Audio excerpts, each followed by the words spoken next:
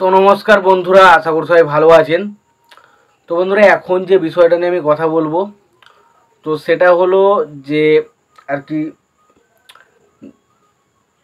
দেব দেব শুভশ্রী সম্পর্কে কি বললেন সেটা আপনাদেরকে জানাবো, এবং তার পাশাপাশি বাংলাতে কেন সুপারস্টার ওঠেনি সেই বিষয়ে তিনি কিছু বক্তব্য রেখেছেন, সেগুলো নিয়ে আমি সহমত পোষণ করি। তো সেগুলো তিনি কি বলেছেন সেটা আপনাদেরকে জানাবো।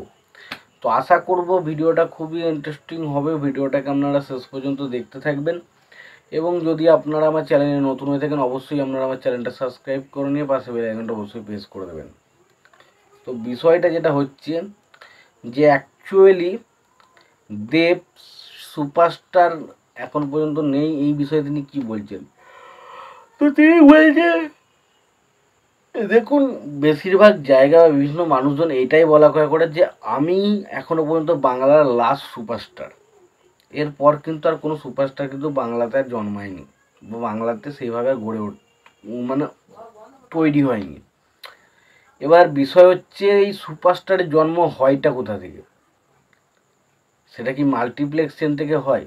না, সুপারস্টারের জন্ম হয় সিঙ্গেল স্ক্রিন থেকে, গ্রাম মকরসলের যে সিনেমা হলগুলো রয়েছে সেখান থেকে।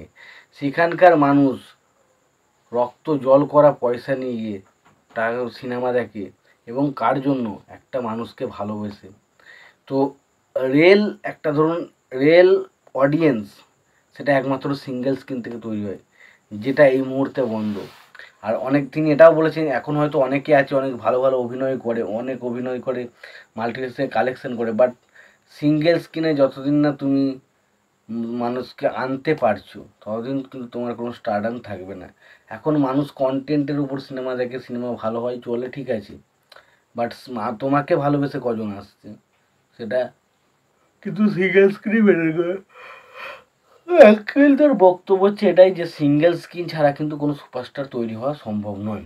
আর দ্বিতীয়, শুভশ্রী সম্পর্কে তিনি এটা বলছেন যে 7-8 বছর পর তার সাথে দেখা হচ্ছে, এবং তার সাথে সে তার সাথে অনেক কথা জমে রয়েছে, বাট সেগুলো সে কীভাবে বলবে, আদৌ বলাটা কি ঠিক হবে, সেই সমস্ত আমার মনে প্রশ্ন যাচ্ছে।